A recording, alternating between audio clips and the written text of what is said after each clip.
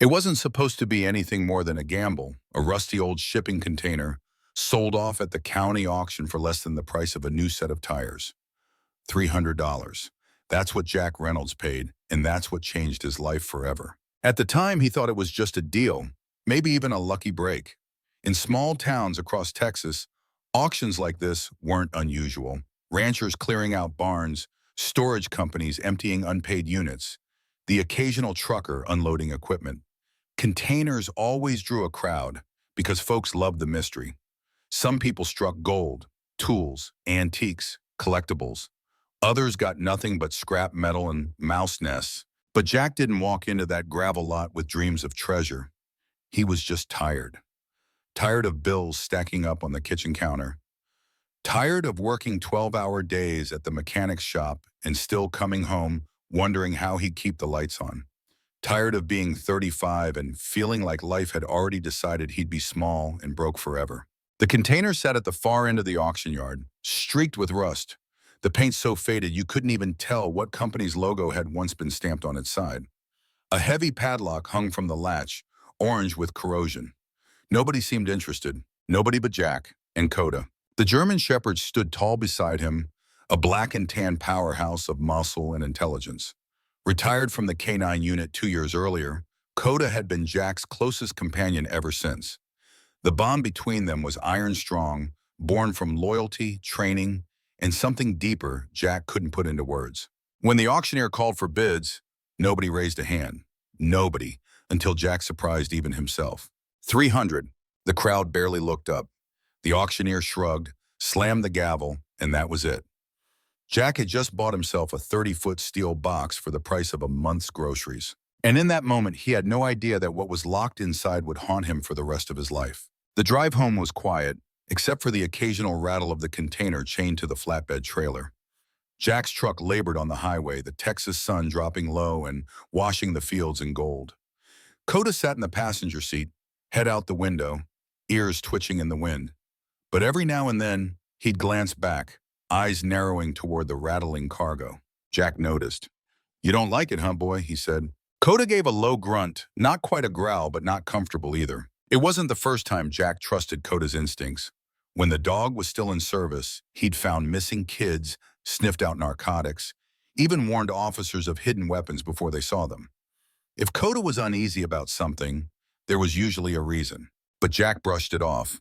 "It's just junk in there, maybe some old farm tools." Still, a small nagging thought dug at the back of his mind.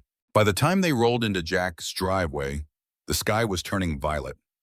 His modest house sat on the edge of Clearwater, a town most folks drove through without noticing. The yard wasn't much, just dry grass, a couple of pecan trees, and the skeleton of an old barn. Jack parked, unhitched the trailer, and stood staring at the container. Coda paced, circling it like a wolf sizing up prey. His hackles weren't raised, but his ears stayed pinned forward, alert. Jack grabbed a flashlight and walked up to the padlock. It was thick, but the shank had corroded. He could break it. He knew he could. Part of him itched to swing the crowbar right then and there, but another part hesitated.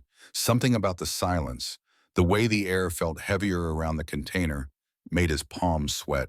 Instead, he went inside, grabbed a beer, and sat at the kitchen table. Coda lay by the back door but never took his eyes off the yard. That night, Jack dreamed in fragments. A banging sound, chains rattling, children's laughter, then crying. He woke up in a cold sweat, the dog sitting upright beside the bed, staring toward the backyard. "Fine," Jack muttered, throwing off the covers. "We'll open it tomorrow." But tomorrow came too quickly. The next afternoon after work, Jack dragged the crowbar across the yard. Coda trotted beside him, tail stiff, nose twitching.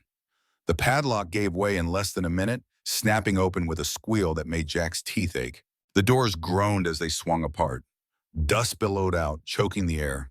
Inside, shadows stretched over heaps of junk. Old chairs, boxes, a roll of carpet. At first glance, nothing sinister.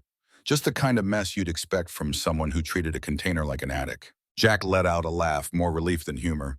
"Well, boy, looks like we got ourselves $300 worth of garbage." Coda didn't laugh. He moved forward, nose low, every step calculated. His body language shifted from wary to rigid, the kind of tension Jack had seen when the dog scented narcotics hidden in vehicles. And then he barked, sharp, loud, echoing off the steel walls. Jack jumped. The bark wasn't random. It was aimed at a tarp in the far corner. Coda heel. The dog ignored him, pawing at the tarp, teeth pulling at the fabric until it slid back. Jack's flashlight beam hit metal. A trunk, large, chained shut. He froze. His first thought was simple. It's just storage. People kept trunks, old family stuff. But the second thought came too fast. Why chain it shut? Jack crouched, fingers brushing the cold iron links. His stomach turned. Something about the way the chains dug into the trunk, as though someone wanted to make absolutely sure it stayed closed, made him uneasy. Coda growled, low and steady. Jack stood up, heart hammering. Not tonight, he whispered, more to himself than to the dog. We'll deal with it tomorrow. But even as he closed the container doors and snapped a new lock into place, he knew tomorrow would only bring more questions, and maybe answers he didn't want. And this is where the story truly begins. Jack thought he'd spent $300 on scrap metal. What he didn't know was that he had just opened the door to something much darker, something that would pull him and Coda into a mystery buried for years. Morning came hot and glaring, a Texas sun already burning the mist off the fields when Jack rolled out of bed. He'd slept with one ear open because Coda had slept with both. The dog had stayed on high alert all night. No pacing, no whining, just that calm, coiled readiness Jack recognized from the years Coda spent on duty. When a trained K9 goes quiet and watchful, it isn't nothing. It's the kind of quiet that knows how to wait. Jack fried 2 eggs and overcooked the toast. Coda waited for the last corner, the ritual both of them understood without words. At the back door, before Jack headed out to the shop, the dog didn't glance at the trees or the road. He stared through the glass toward the rectangle of weathered steel parked in the yard. Jack followed his gaze, pressing the heel of his coffee cup against the kitchen counter to stop his hand from shaking. We're not doing this before work, he said. We'll look again later. Coda didn't blink. Later, Jack repeated, then forced himself to pull his eyes away. At the shop, the day was a blur of oil changes, squeaky belts, a radiator hose that refused to seal. Customers came in dusty and left only slightly less dusty. Country radio murmured from a speaker with a cracked cone. Old man Lafferty told the same joke he always told. Life in Clearwater pretended to be normal, and Jack pretended along with it. Only one thing broke through the routine. Every time the bay door rattled and light flashed on chrome, Jack saw that container in his head. He tried to tell himself it was just the thrill of the unknown, the kind of curiosity that made people bid on locked closets and storage lockers. But the feeling wasn't excitement. It was dread. It sat right behind his sternum and wouldn't budge. He cut out early. The guys didn't tease him about it. They'd seen the shadows under his eyes. He swung by the feed store for dog food, then turned down the gravel road toward his place, a plume trailing behind the truck like a flag. Coda met him at the door, tail wagging once, twice, then stilling, as if remembering the thing in the yard. He padded out ahead of Jack, stopping at the container's doors, nose stretched forward, inhaling the seam where steel met steel. The dog's whole body leaned toward whatever was inside, like a compass needle settling on north. Okay, Jack muttered, we're doing this right. He grabbed gloves, a flashlight, and a pry bar. The new padlock clicked off the latch and the big door swung out.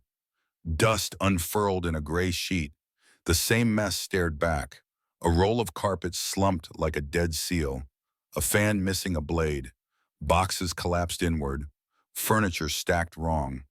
Still just junk. Still an old man's attic without the attic. Back, Jack said, and Coda gave him exactly 6 inches of space. They started at the front. Jack cracked open a box stuffed with sweaters that smelled like camphor and long-closed rooms. He tugged out a winter cap with a palm on top, the kind of thing no one in Clearwater needed unless a rare cold front trucked in from Oklahoma. He set it aside, then found a second box marked with a shaky black Sharpie. Kitchen, inside, mismatched silverware, 3 chipped plates, a pan with a dent shaped like a fist. Coda, Jack pointed. Take scent. The command was old, but it still worked. Coda lowered his muzzle into the box and breathed, long and steady. Nothing. He left it without interest. The third box was different. It looked like the others, tape-dried, corners soft, but the weight surprised Jack. He expected kitchen knickknacks and found something dense and tightly packed. He sliced the tape and peeled back the flaps. Inside lay photo albums, 6 of them, fat with plastic sleeves, their fake leather covers scuffed and peeling at the edges. A smell rose up that sent a tiny ripple through Jack's memory.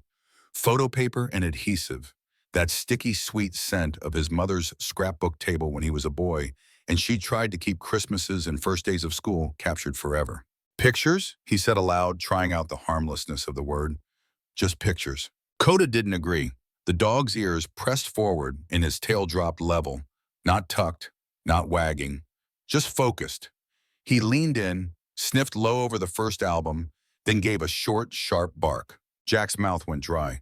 He eased the top album into his hands and flipped it open. On the first page, a girl around 7, strawberry blonde hair pulled tight into a ponytail, eyes red from crying or from the way old cameras burned with flash. She stood in a hallway whose thin carpet had a pattern Jack recognized from budget motels. The date printed in the corner was a decade old. No name, just the wide, flat stare of a child trying to hold still while someone told her to hold still. He turned a page. Another child, different kid, same hallway.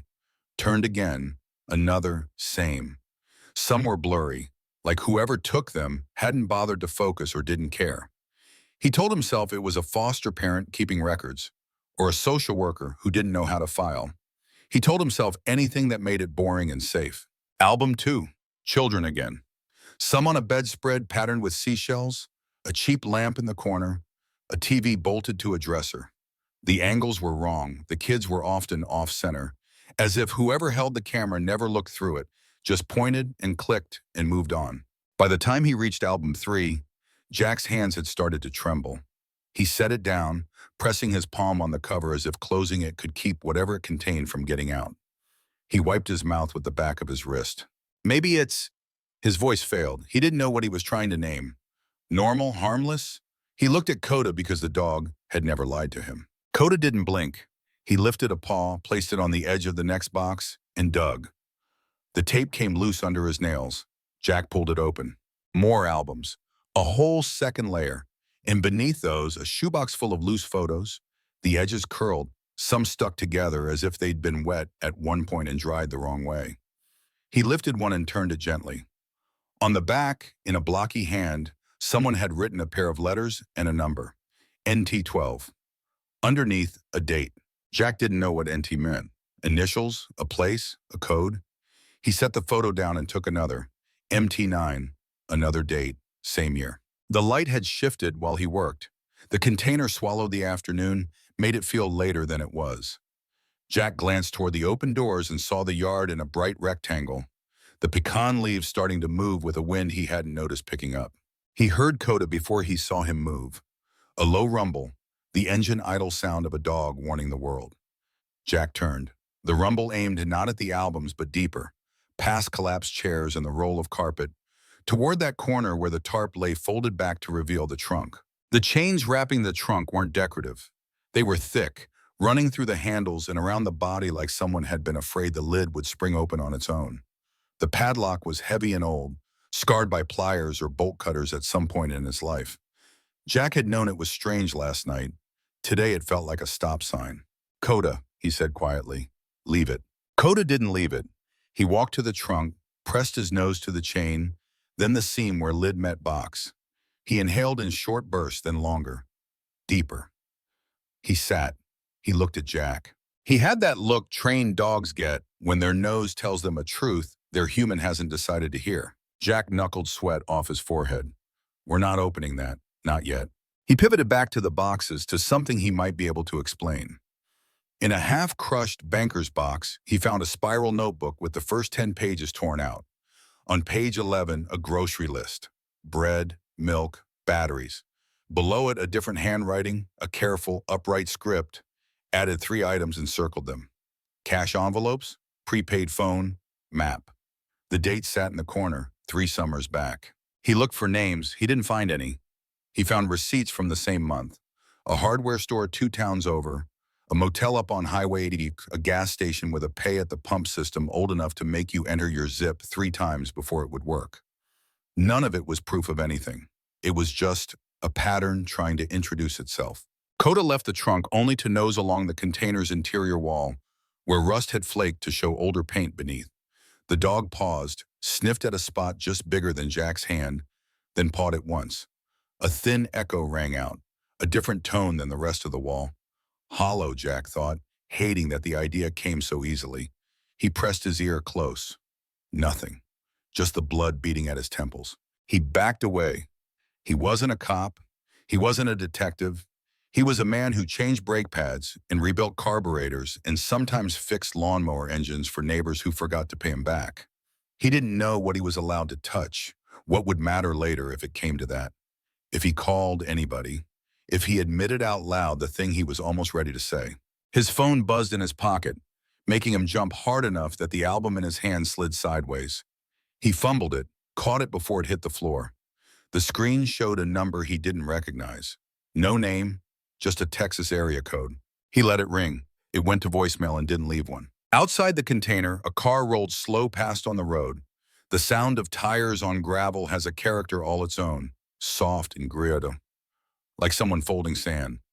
Jack glanced out at the rectangle of light and saw a white sedan he didn't know, windows tinted, moving at a creep. It didn't stop. It just took its time, then eased on. He had neighbors, but not the kind who kept track of his schedules. People minded their business out here. A slow car on a weekday afternoon shouldn't have meant anything. Okay, Jack said to Coda or to the creeping feeling coiling up his spine. Enough for today. Packing up felt like picking up the pieces of a broken picture frame without slicing your fingers. He tucked the albums back exactly as he'd found them. He closed the box and ran fresh tape over the old. He left the trunk alone because he owed himself one more attempt at denial. He swung the big doors shut and slid the lock home. The click of the shank seating in place sounded too loud in the yard. Evening came with a copper skishi. Jack grilled a cheap cut of meat and a single ear of corn, ate on the back steps while Coda lay at his feet, chin on paws, eyes never quite leaving the container. Crickets started up. A dog barked 2 properties over. Life pretended normal again. Inside, dishes washed and stacked. Jack turned on the TV and turned it back off after 8 minutes. He tried a book and found the words wouldn't hold still. He stood at the window and counted his breaths. When the first set of headlights washed the living room wall, he told himself it was the same slow white sedan rolling by again. People got lost. GPS hiccuped. Life gave you coincidences. The engine idled. Gravel pinged against the undercarriage like pebbles finding a drum. Coda rose without a sound and walked to the door. He put his nose to the crack and drew in the night. A second set of lights came from the other direction and didn't pass either. They held steady, 2 pale coins shining through the oak branches, then dimmed as if someone switched them off. Jack flipped the deadbolt, then checked himself. Old habit. He didn't want to make noise. He didn't want to do anything that would tell whoever was out there that he was watching too. He killed the lamp. The house went soft and blue. In the dark, the container sat out there like a docked ship, hull heavy, secret sealed. Something clinked. Metal, a quick, unforgiving sound. It came from the yard. Coda's bark shattered the quiet. Not warning, not query. The kind of bark that says, I have seen the thing, and I will go through it if I have to. Jack grabbed the flashlight and the bat he kept by the door, a leftover from nights when his world had simpler dangers. He eased the door open and night air shouldered in, warm, cut with the smell of dust and summer grass. He stepped onto the porch. Coda surged past him, muscles bunched, nails throwing sparks on the first few inches of stone. The flashlight beam jittered across the yard and caught the container's doors. The lock hung exactly where he'd left it.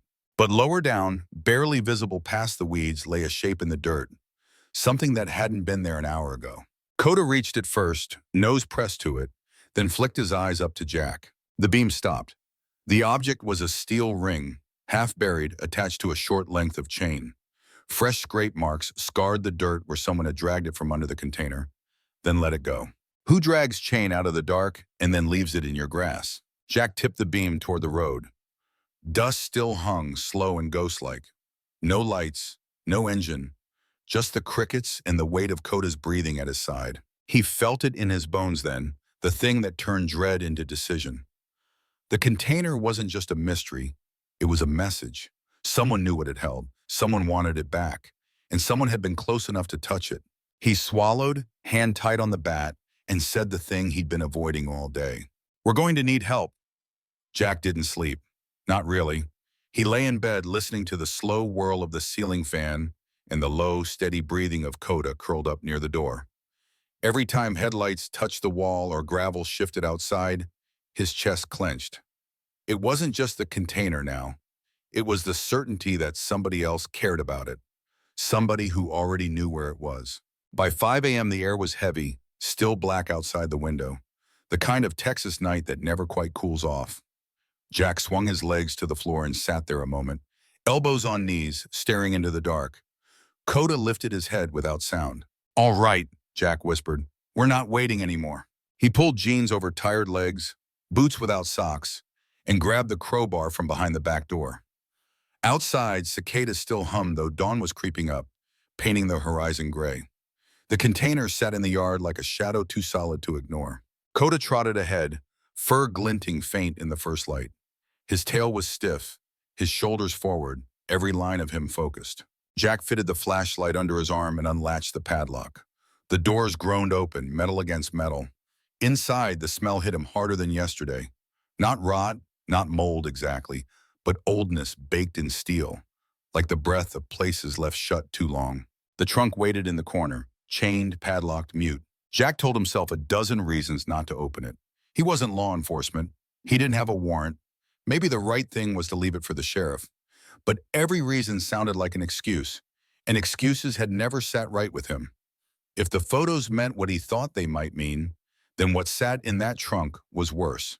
And if someone had already been sniffing around last night, waiting might be the stupidest thing he could do. "Coda," his voice was rough. "Guard."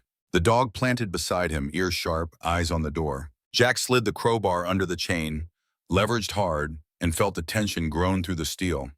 The lock snapped with a pop that cracked the morning silence. He swallowed and pulled the lid. The hinges screamed, then gave. Inside was not what he expected. No bodies, no bones, nothing that would have ended his life in a single instant. Instead, layers. First blankets, folded tight but smelling of mothballs and something sour. Beneath them, clothing, children's clothing, dresses, jeans with cartoon patches, T-shirts small enough to fit kids no older than 10. Some looked worn, some almost new. Jack's hands shook as he pulled a shoe free, a red sneaker with the laces tied together. The sole worn crooked, the way kids wear them out when they run on one side. He turned it in his hand, unable to imagine a reason it should be here, chained in the dark. Under the clothes were toys, not fancy ones, not shiny like store shelves. A stuffed bear missing an eye, a plastic fire truck with wheels snapped off, a puzzle with half the pieces gone. Jack set them back down fast, heart beating like a hammer. His breath came thin. He could lie to himself about the albums, maybe, but not this. Nobody stored things like this. Nobody kept these kinds of things chained up unless they were proof of something that should have never happened. Coda whined low, nose pressed near the trunk, chest vibrating with a sound deeper than fear. Jack closed the lid halfway, then froze.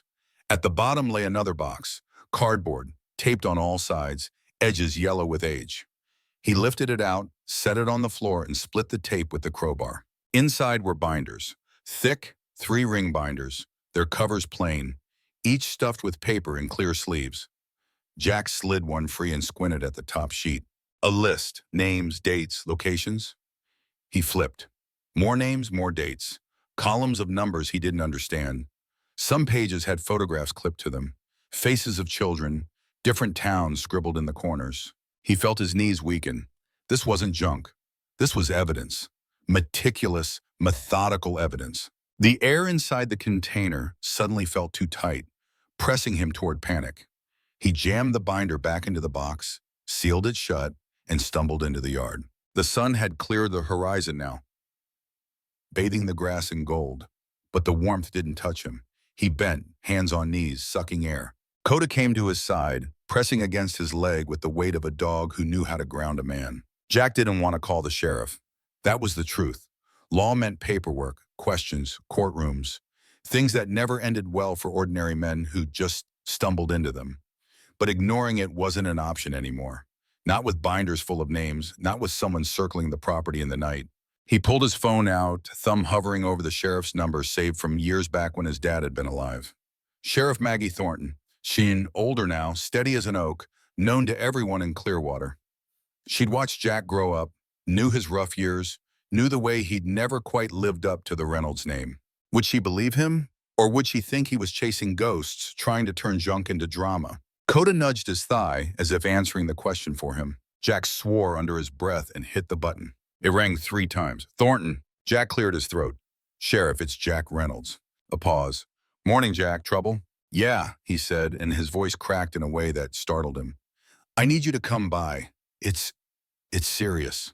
Serious how? He looked at the container, looked at Coda. I think I bought something I wasn't supposed to. Another pause, longer this time.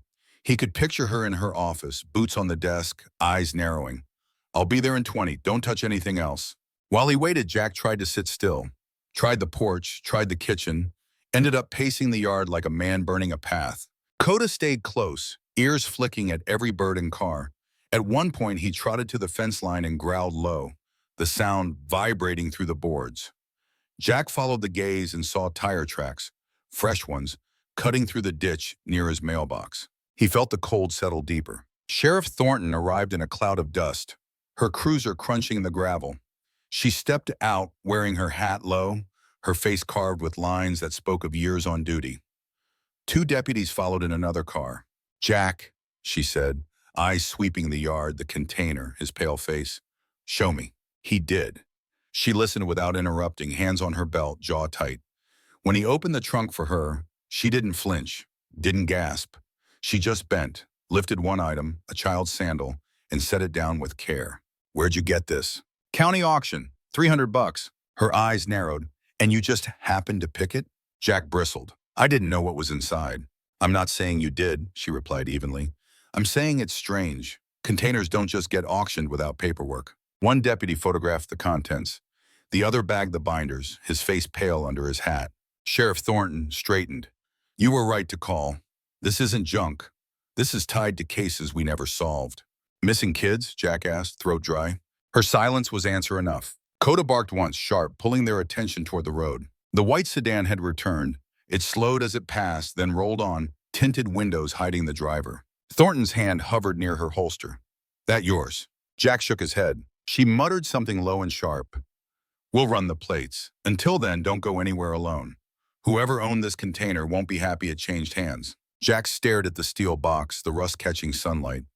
He thought of the names in the binders, the photos, the toys. Lives reduced to records, hidden in the dark. Coda pressed against his leg again, steady and solid. For the first time, Jack said it out loud. We're in over our heads. Sheriff Thornton's gaze stayed on the road. Maybe, but you and that dog might have just cracked open the one thing this county's been waiting on for years. Jack didn't feel like a hero. He felt like a man who'd paid $300 for a nightmare. And he had the sinking feeling it was only the beginning. Jack had lived in Clearwater all his life, but that morning he felt like a stranger in his own town. Sheriff Thornton and her deputies had left an hour earlier, binders boxed and sealed in the trunk of her cruiser. She promised to contact federal investigators, promised to keep him in the loop, promised that what he'd found mattered. But promises didn't change the way the air clung to him, heavy, watchful, as though someone else was breathing down his neck. Coda hadn't relaxed once. The dog stayed close, every muscle on alert, ears twitching at noises Jack usually ignored. Crows in the pecan trees, a distant truck down on the highway, a screen door slamming 2 properties over. Jack made coffee, but it tasted like tin. He set the cup aside and rubbed his eyes. The container sat in the yard, doors shut, padlock reset by the deputies. From the kitchen window, it looked no different than yesterday, a rectangle of rust and shadow. But Jack couldn't unsee what he'd touched inside. The trunk of toys and clothes, the binders thick with names, the photographs of children he didn't know. Every time he blinked, he saw that red sneaker in his hand, laces tied together. He tried to work. He'd brought home a carburetor from the shop, told himself he'd clean it up on the porch, keep his hands busy. But the smell of gasoline and cleaner mixed with something else. Something faint carried on the morning breeze. Sweet, rotten, metallic all at once. It turned his stomach before he even recognized it. Coda recognized it first. The dog lifted his nose high, sniffing sharp bursts of air. Then he growled. Jack froze. What is it, boy? Coda left the porch and trotted straight toward the container. Not the trunk this time. Not the boxes. The far end of the steel wall. He pressed his nose to the seam near the ground, inhaled again, then pawed. Jack set the carburetor down so fast it clattered across the wood. He followed, crouched beside the dog, and smelled it too. The faint trace of decay. He swallowed hard, bile rising. Jesus! Coda dug harder, nails clicking on rust. Jack caught his collar, pulling him back. Not yet. Not until he cut himself off, because what was he waiting for? Permission? Sheriff Thornton had told him not to touch anything else. But she was gone now, and the smell wasn't gone. It was stronger. If something was hidden in that wall, Jack ran a hand down his face. We just opened hell, didn't we? Coda barked once, sharp, insistent. He went to the shed for tools. Hammer, chisel, flashlight. The sun was climbing, but the yard still felt dim, shadowed by something larger than weather.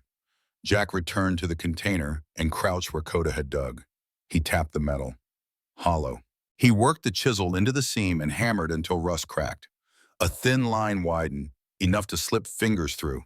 He pulled hard, the steel bent with a groan. Dust exploded out. The smell hit full force then, not just decay, something worse.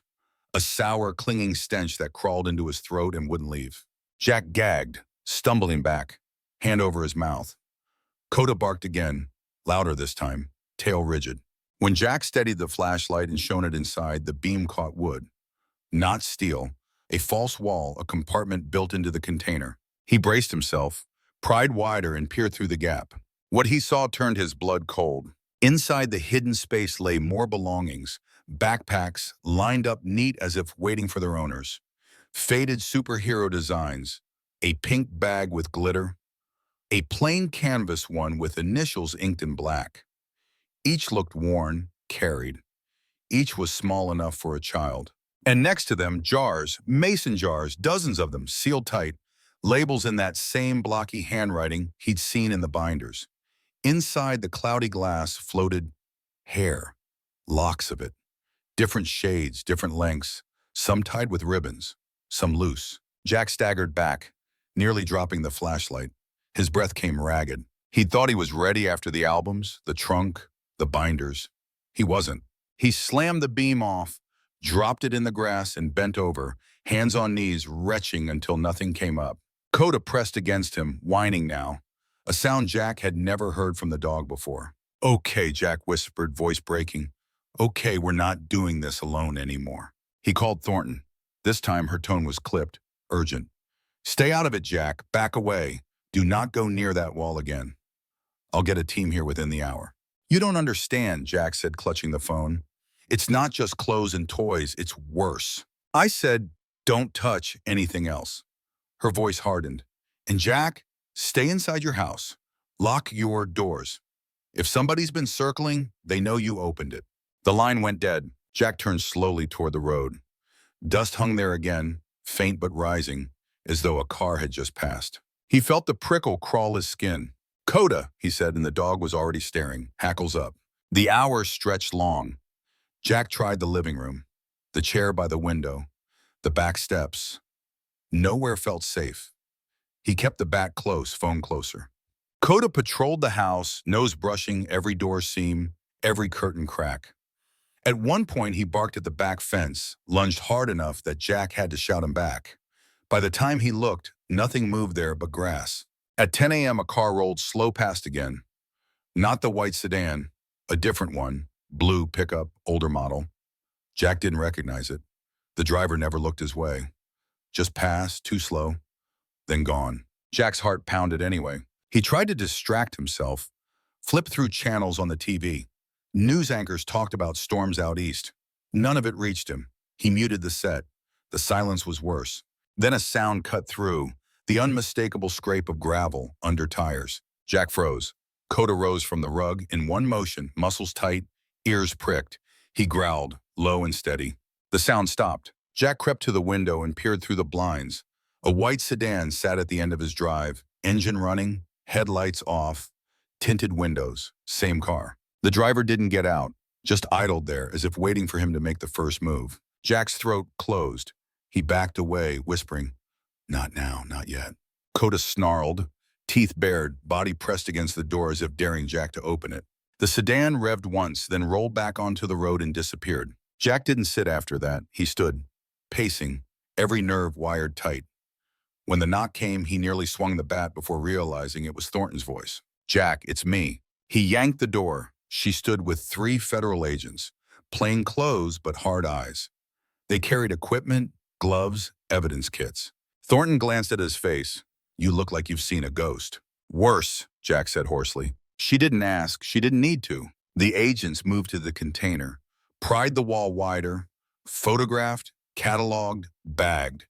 Their expressions stayed professional, but Jack saw the flickers, tight jaws, eyes that wouldn't quite meet his. One agent muttered, "We've seen this before." Thornton cut him a sharp look. "Not here, you haven't." Jack leaned against the porch post, arms crossed, trying to steady his shaking hands. Coda sat at his feet, gaze locked on the yard. When the work was done, Thornton returned to him. "This goes beyond county lines, beyond state lines. We're looking at something organized." "I don't want to be part of this," Jack said, voice low. She studied him. "You already are." Jack swallowed. "What happens now?" Her jaw worked. "Now we follow the trail, and you watch your back. Whoever ran this, they're missing their container, and they'll know you opened it." She left then, convoy pulling out, dust swallowing them until the road went empty. Jack stood in the silence that followed, feeling smaller than he ever had. Coda pressed close again, warm and solid, the only anchor he had left. Jack looked at the container, rust glinting in the sun, and whispered, "We're in it now, boy." Deeper than I ever thought possible. And somewhere in the distance, faint and chilling, a car door slammed. The sun dropped behind the tree line, slow and heavy, staining the horizon the color of old copper. Jack sat on the porch steps, elbows on his knees, staring at the container in the yard. The thing looked the same as it had when he first dragged it home. Rusted seams, faded paint, padlock gleaming under the last light. But it wasn't the same. He knew too much now. Coda sprawled beside him, head up, ears twitching at every sound. The German shepherd wasn't restless. He was focused, alert. His whole body radiated the same message he'd been sending for days. "Something's wrong here, Jack. Don't let your guard down." Jack reached over and scratched the thick fur behind his ears. "You're not sleeping tonight either, huh?" The dog's tail thumped once, then stilled again. Jack had tried to follow the sheriff's advice, stay inside, keep the doors locked, wait for updates, but sitting still felt like punishment. The air around the house carried a tension he couldn't shake, like a storm building without thunder or lightning. He thought of the white sedan, the blue pickup, the fresh tire tracks at his mailbox. He thought of the smell behind the false wall, of the bars with locks of hair, of binders thick with names and faces. He thought of how Sheriff Thornton had looked at him before she left, her words heavy as iron. "You're already part of this." Jack dragged a hand across his face. "We're in deep, boy." Coda lifted his head, sniffed, then growled low. Jack froze. "What is it?" The dog's body stiffened, gaze locked toward the tree line that bordered the yard. Jack turned his head, straining his ears. At first, nothing but cicadas and the faint hum of the highway. Then he caught it, a crunch, faint but deliberate, of boots on gravel. Jack slipped inside and came back with the shotgun he kept for coyotes. He wasn't proud of how his hands trembled on the stock. He eased down the porch steps, flashlight in his other hand, Coda glued to his side. "Hello?" Jack called into the dark. His voice cracked, so he tried again, louder. "This is private property." Silence. Coda barked, sharp, the kind of bark that carried warning and promise. Something moved. A shadow broke loose from the trees and darted back into the dark. Jack swung the beam, but it caught only branches swaying. His chest hammered. "Who's out there?" Still nothing. Coda lunged forward, dragging the leash Jack had clipped on him, straining against it with the force that nearly yanked Jack off his feet. His bark turned savage, deep and guttural. Jack's finger itched on the trigger. But he forced himself still. Shooting blind into the night would solve nothing. The crunch of footsteps retreated, quicker this time, fading into silence. Jack exhaled hard, lowering the gun. His palms were slick. He crouched, pulling Coda close. "We're not alone, buddy. We're sure as hell not alone." Back inside, Jack locked every door and window, double-checked the deadbolts. He killed the lights, leaving only the faint glow of the TV screen he didn't bother turning up. He sat in the living room chair, shotgun across his lap, Coda stretched at his feet like a coiled spring. Hours crawled. Midnight came and went. Every time the wind shifted, Jack thought he heard movement outside. A car engine in the distance made him flinch. The ice maker clattered in the freezer and nearly tore his heart out. At 2 a.m., Coda stiffened. His ears pricked, nose lifted, a growl building deep in his chest. Jack leaned forward, straining to hear. Then he caught it, the faint metallic clink of something hitting the container doors. He shot to his feet, shotgun ready. Coda lunged to the door, barking furiously. Jack's throat was dry as dust. He edged to the window and peeled the curtain back an inch. Moonlight silvered the yard. The container sat like a tombstone. At first, he saw nothing. Then, movement. A figure crouched at the doors, working at the padlock with tools. Jack's gut dropped. The man wasn't tall, but stocky, dressed in dark clothes, a cap pulled low. He moved quick, practiced, as if this wasn't his first time picking a lock. Coda barked again, fierce and sharp, rattling the windows. The man froze, head snapping up. Even from the house, Jack felt the stranger's eyes searching the dark. Jack raised the shotgun and yanked the door open. "Get off my property," he roared. The man bolted, sprinting for the trees. Jack fired into the air, the blast echoing through the fields like thunder. Coda lunged after the figure, but Jack's grip on the leash held.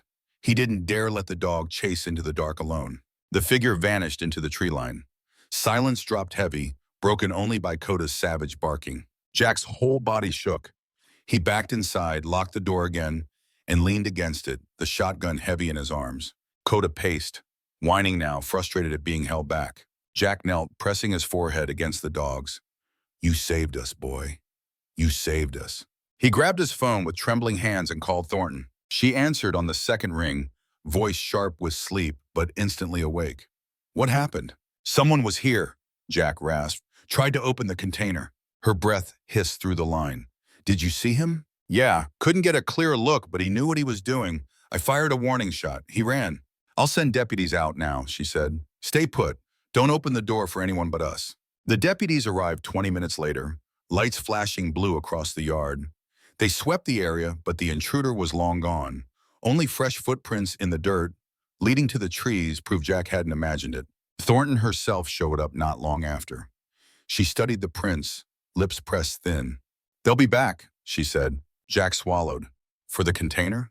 "For what's in it," she corrected grimly. She met his eyes then, steady and serious. "You need to understand something, Jack. You didn't just stumble onto somebody's junk. This is evidence, valuable evidence. And the kind of people who keep things like this, they don't stop easy." Jack tightened his grip on the shotgun. "Then what do I do?" "Keep breathing," she said, "and keep that dog close. He may be the reason you're alive right now." When the cruisers finally left, the house felt too big, too empty. Jack sat again in the chair, shotgun never leaving his hands. Coda settled at his feet, eyes burning toward the window, every inch of him ready. Jack stared at the container through the glass until his eyelids burned. He whispered, $300, boy. $300, and we bought ourselves a war." Coda's ears flicked. Outside, the wind rustled the pecan trees. But the silence that followed was heavy, and Jack knew it wasn't peace. It was a pause. The kind of pause that meant the real trouble hadn't even started. Morning broke with the uneasy quiet of a battlefield after a fight. Jack hadn't closed his eyes once. The shotgun still sat across his lap, heavy as stone, and Coda lay by the door, awake the whole night, ears twitching at every creak of the house. The deputies had come and gone. Sheriff Thornton had promised extra patrols. But the silence in the yard told Jack one thing plain. Whoever wanted that container wasn't finished. He brewed coffee stronger than tar and leaned against the counter while Coda ate his kibble in quick gulps.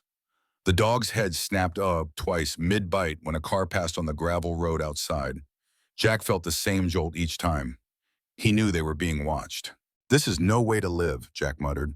"We need more than county deputies cruising by twice a night." Coda licked his muzzle and stared toward the yard as if agreeing. By 9 o'clock, Sheriff Thornton rolled into the drive in her county cruiser. She stepped out in pressed khakis and boots that had seen more miles than most men's trucks. Her face looked drawn, like she hadn't slept either. "Morning," she said. "Not much of one," Jack replied. She scanned the container, then the yard. "We're bringing in outside help." Jack frowned. "Feds?" She nodded. "Evidence like this crosses state lines. We're talking FBI, maybe Homeland. You stumbled onto something that's bigger than all of us, Jack." His gut tightened. He'd suspected it, but hearing it out loud made the ground feel less steady. Thornton gestured for him to follow. "Show me again." They walked to the container. Jack unlocked the padlock with stiff hands. The doors groaned open. Sunlight spilled across the heap of junk in the shadowed corner where the false wall had been pried back. The stench still lingered faint, metallic and sour, as though the steel itself had soaked it up. Thornton didn't flinch. She stepped close, flashlight in hand, crouched at the gap, and peered into the hidden space. Same as last night, but worse knowing it's still here. Coda padded forward, sniffed, then scratched at the dirt floor by the wall. His claws clinked against something buried shallow. Jack crouched. "What is it, boy?" He scraped at the packed earth until metal showed. A small, square plate bolted into the container's floor. He pried it up with the chisel he'd left nearby. Beneath it lay a compartment no bigger than a shoebox. Inside, another binder. Thornton's jaw tightened as she flipped it open. This one was different. No photos, no toys, just ledger entries, dates and amounts. Money moved, cities listed, bank codes. "This is it," she murmured. "Proof of trafficking, payments, routes. Jack, this is the spine of a network." He felt his stomach lurch. "You saying that container was a piece of a system?" She looked at him steadily. "I'm saying it wasn't random. It was part of an operation." Jack exhaled hard, raking a hand through his hair. "And now it's in my yard." By noon, unmarked SUVs rolled up the drive. 3 federal agents climbed out, all in plain clothes but carrying the kind of weight you recognized even without badges. Their leader, Special Agent Carter, shook Jack's hand firmly, eyes sharp. "Mr. Reynolds, we've been briefed. You did the right thing calling your sheriff." Jack gave a humorless laugh. "Doesn't feel like it." Carter studied him. "It will. You've cracked open something we've been chasing for a long time." They moved fast, photographing every inch, bagging the binders, dusting surfaces for prints. Coda shadowed them, alert, barking once when one agent knocked over a box too roughly. Jack tried to stand back, but every item pulled from the shadows made his chest tighten. At one point, Carter pulled out a notebook hidden under a collapsed chair. He flipped it open, scanned a page, and his expression changed. "This name," he said quietly. "It matches a cold case out of Oklahoma." Thornton stepped closer. "Child?" "Yeah," Carter said grimly. "Missing 5 years." Jack felt the weight of it drop into his gut like a stone. When the agents finally stepped back, Carter closed his binder and looked at Jack. "Here's what you need to know. Whoever ran this isn't small time. They had storage, transport, coded records, and they're going to realize real soon that we've got a piece of their playbook." Jack swallowed. "And I'm the one who bought it." "Exactly, which means you're on their radar now." He didn't need reminding. He'd felt those eyes watching for days. That night, Thornton insisted on leaving 2 deputies parked at the end of Jack's drive. Their cruisers sat with lights dark, silhouettes just visible from the porch. Jack grilled burgers to calm his nerves. Coda sat on the steps, nose twitching at the air, gaze flicking between the container and the road. When the meat was done, Jack split one patty and dropped it into Coda's bowl. "Best I can do for a partner," he said, trying to smile. The dog ate quickly, then returned to his vigil. Jack chewed slowly, mind racing. He wanted to believe the presence of federal agents and deputies meant safety, but the pit in his stomach said otherwise. Later, he sat in the living room, TV murmuring low. The house felt too quiet. He glanced at the clock, past midnight. The deputies' cars still sat at the end of the drive, but distance made them feel like decorations, not shields. Coda stirred suddenly, ears twitching. He rose, padded to the back door, and whined low. Jack muted the TV. "What is it, boy?" The sound came faint at first, a rustle, then a scrape. Jack eased to the window and peeked out. Moonlight cast the yard in silver. The container sat still, hulking. But in the shadows near the fence, something shifted. A figure crouched low, moving along the fence line, testing the boards. Jack's blood went cold. He grabbed the shotgun and whispered, "Stay close." Coda was already there, body taut, teeth bared. Before Jack could decide whether to call Thornton or fire a warning shot, headlights flared. One of the deputies at the drive flipping on his cruiser lights. Red and blue washed the trees. The figure bolted, sprinting for the ditch, disappearing into the dark. Jack burst onto the porch, shotgun raised, but it was over too quick. The deputies tore down the road, chasing shadows. Thornton arrived 15 minutes later, hair mussed from sleep, fury burning in her eyes. "They're testing us," she said flatly. "Pushing, probing, waiting for you to slip." Jack's chest heaved. "They're not going to stop, are they?" "No," she said, "not until they know what we found is out of their hands." She looked down at Coda, who still bristled, gaze fixed on the tree line. She knelt, scratched behind his ears. "Good boy," she murmured. Then to Jack, "Stay sharp. This dog may be your first line of defense."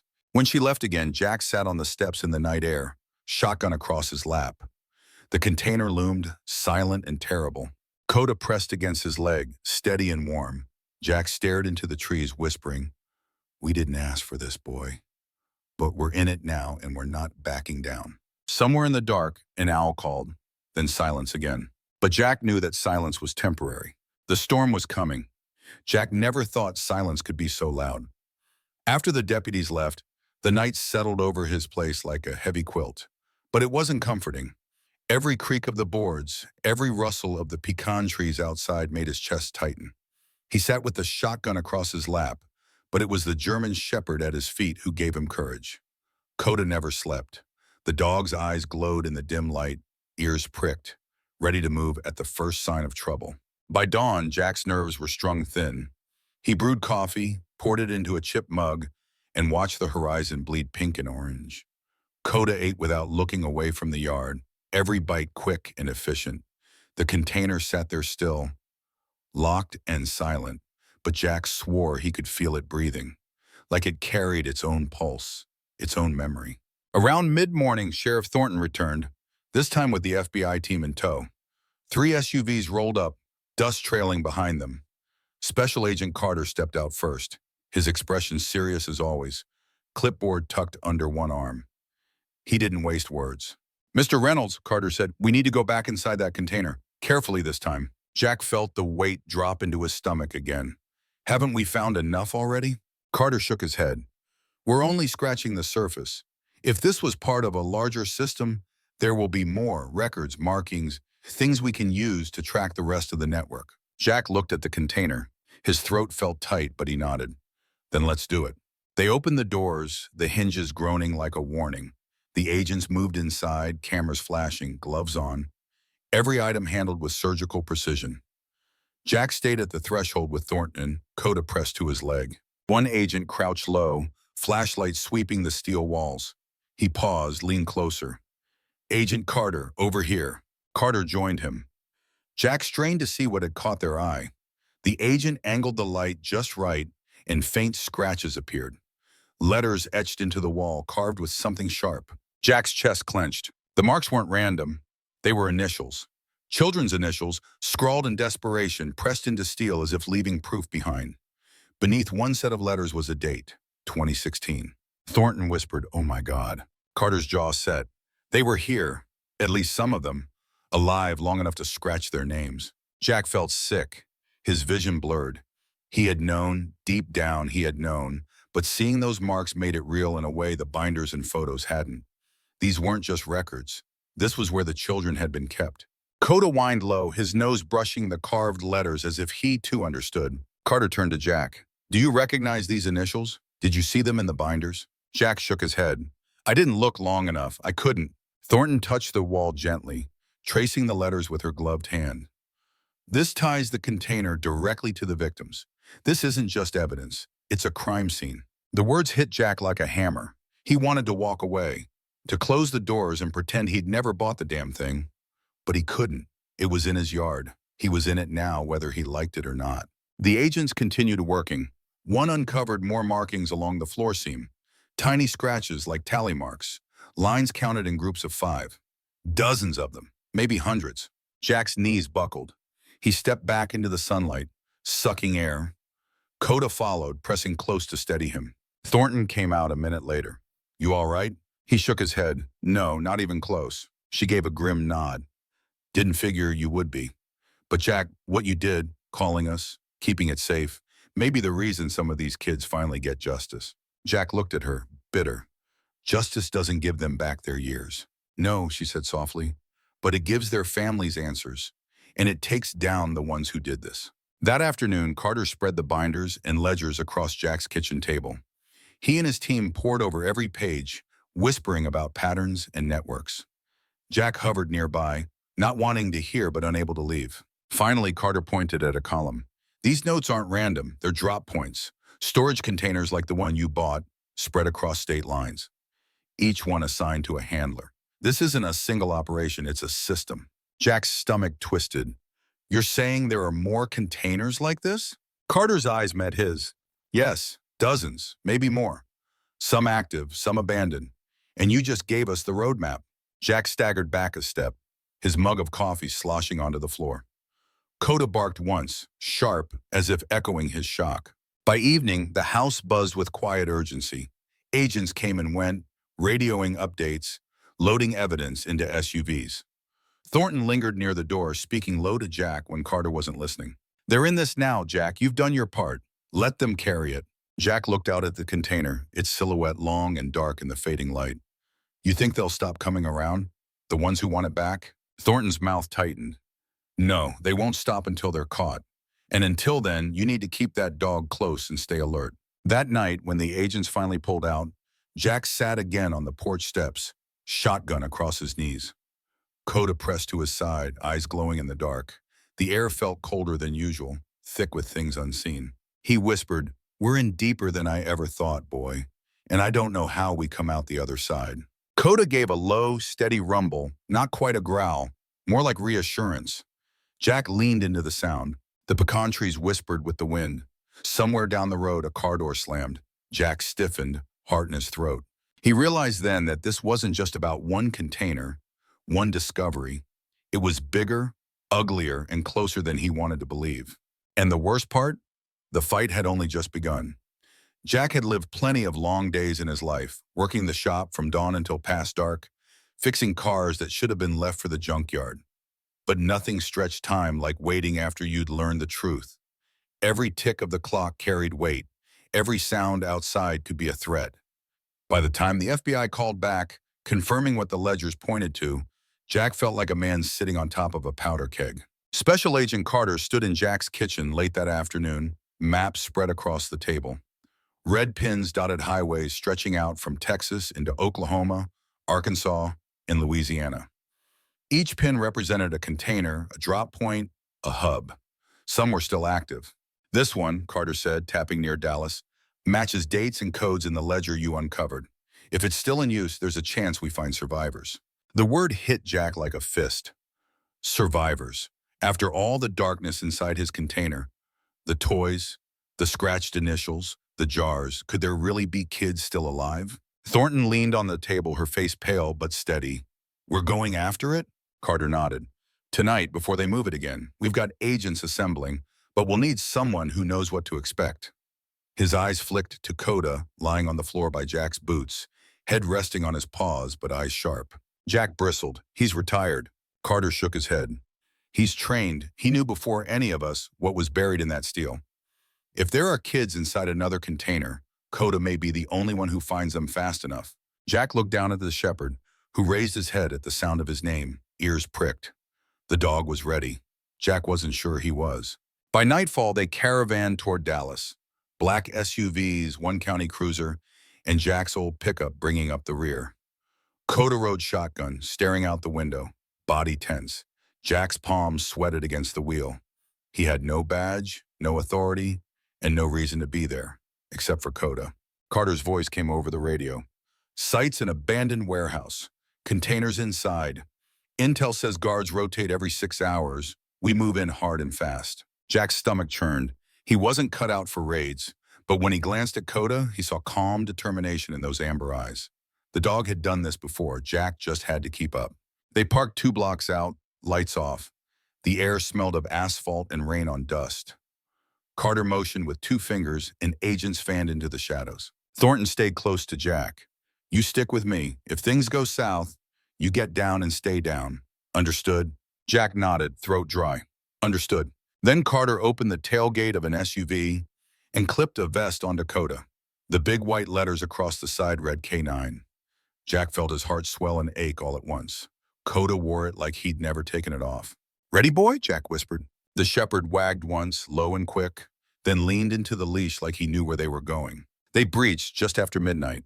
The warehouse doors blew open under a battering ram, agents flooding inside with shouts of FBI, and beams of light cutting through dust. Jack stumbled in behind Thornton, shotgun clutched but useless compared to the rifles in every agent's hands. The air smelled of oil, rust, and something sour, something human. Coda surged forward, nose working, barking once, sharp and decisive. He pulled left, dragging Jack towards a stack of pallets. Behind them, tucked into shadow, sat a container almost identical to the one Jack had bought. Carter barked orders. "Open it!" Agents swarmed, bolt cutters snapping the padlock, chains rattling to the ground. The doors groaned wide. The smell hit first, stale air, sweat, fear. Then came the sound. Small cries, muffled gasps, voices too weak to scream. Inside were children, half a dozen at least, huddled in the dark, eyes wide against the sudden light. They looked thin, dirty, clothes torn, but alive. Jack's knees gave out. He leaned against the wall, vision swimming. Coda barked furiously, pushing forward, tail high, trying to reach the kids. One girl, maybe 8 years old, reached back, tiny hands stretching toward him. "It's okay," Thornton shouted, kneeling low, her voice steady and calm. "You're safe now. You're safe." Agents moved fast, pulling the children out, wrapping them in blankets, checking pulses, whispering reassurances. Jack could barely breathe, watching them emerge one by one. He felt tears burning hot down his face. He hadn't cried in years, not like this. Coda pressed against him, whining, then looked back at the children as if to say, "This is why." The raid ended in chaos, agents hauling out evidence, securing suspects, radios crackling with updates. A handful of men were cuffed, dragged out swearing. Carter's face stayed cold, but Jack saw his fists clench. "Is this it?" Jack asked him, voice rough. "Did we just shut it down?" Carter shook his head grimly. "This is one piece. But now we have proof. Now we know the network is active." Jack swallowed hard. "How many more containers?" Carter didn't answer. They drove back at dawn, the sky streaked with purple and gold. Jack rode in silence, one hand resting on Coda's back. The shepherd finally lay down, eyes half closed, body spent. But Jack could still feel the tension humming in him like a live wire.